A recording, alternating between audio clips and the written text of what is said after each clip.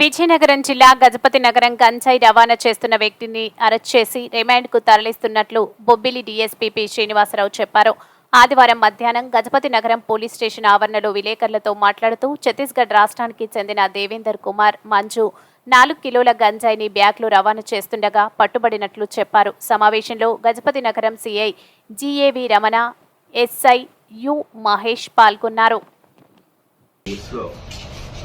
వచ్చిన సమాచారం మేరకు ఎస్ఐ గారు విఆర్ఓస్ని లోకల్ విఆర్ఓస్ సమక్షంలో అక్కడ వెహికల్ చెకింగ్ చేస్తున్నారండి. గాంజా రవాణా అవుతుంది అన్న సమాచారం మేరకు అదే టైంలో రైల్వే స్టేషన్ వైపు నుంచి ఒక వ్యక్తి బ్యాగ్ పెట్టుకొని వస్తూ పోలీసు వాళ్ళని చూసి తప్పించుకోవడానికి ప్రయత్నించగా ఎస్ఐ గారు స్టాఫ్ పట్టుకొని విఆర్ఓస్ సమక్షంలో ఆయన అడిగితే ఉన్న బ్యాగ్ సంగతి ఏంటంటే తన దగ్గర గాంజా ఉంది అని చెప్పేసి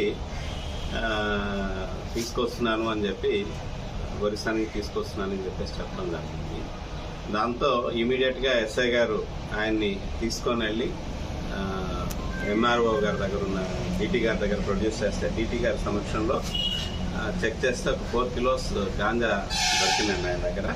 ఆయన పేరు దేవేంద్ర కుమార్ మంజీ. ఈయన గోవాలో పనిచేసేవాడు అన్నమాట.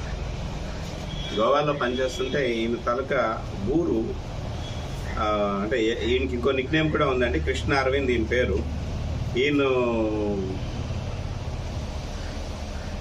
ఛత్తీస్గఢ్ బార్డర్లో ఉన్న విలేజ్ అనమాట, నిష్టిగూడ అన్న విలేజ్. అక్కడ ఉంటున్నాడు. అక్కడ ఉండి గోవాలోనేమో మ్యాషన్ దగ్గర తాపీ మేసర్ దగ్గర ఈయన పనిచేస్తుంటాడు. అయితే ఈయన ఈ మధ్యకాలంలో మళ్ళీ వెనక్కి వచ్చేసాడు. ఈయన ఫైనాన్షియల్గా మళ్ళీ క్రైసిస్లో ఉన్నాడన్న విషయంతో అక్కడ వాళ్ళ సూపర్వైజర్ ఎవరైతే ఉన్నారో సూపర్వైజర్కి ఫోన్ చేసి నేను మళ్ళీ అక్కడ గోవాకి పనికి వచ్చేస్తాను, నాకు పని కల్పించండి అని చెప్పడం జరిగింది.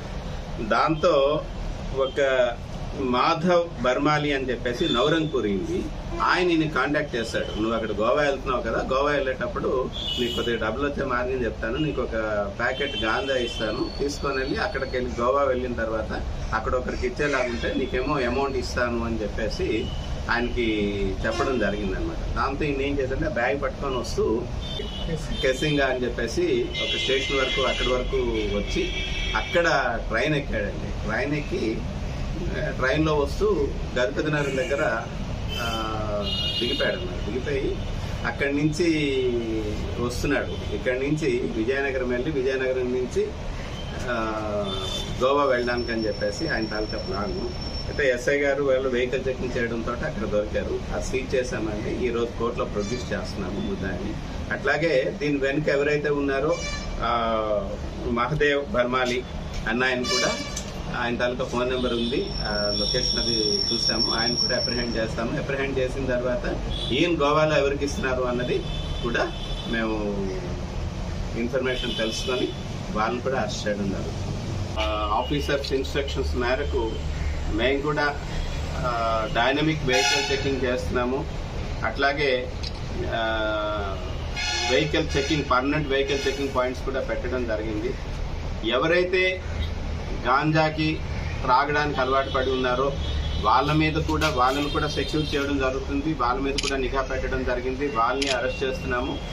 వాళ్ళ దగ్గర నుంచి ఎవరైతే వాళ్ళకి సప్లై చేస్తున్నారో వాళ్ళు, అలాగే ఎక్కడి నుంచి గాంజా వస్తుంది, సోర్స్ ఏంటి అన్నది ఆ వివరాలన్నీ కూడా పకడ్బందీగా తీసుకొని వాళ్ళందరినీ కూడా అప్రిహెండ్ చేయడం జరుగుతుంది, అరెస్ట్ చేయడం జరుగుతుంది. వాళ్ళ మీద నిఘా పెడుతూ సస్పెక్ట్ షీట్లు కూడా ఓపెన్ చేస్తున్నాము. అట్లాగే ఏదైనా సరే ఇక్కడి నుంచి గాంజా గురించి ఎటువంటి ఇన్ఫర్మేషన్ ఉన్నా సరే ప్రజలకు కూడా విజ్ఞప్తి ఏంటంటే ఎటువంటి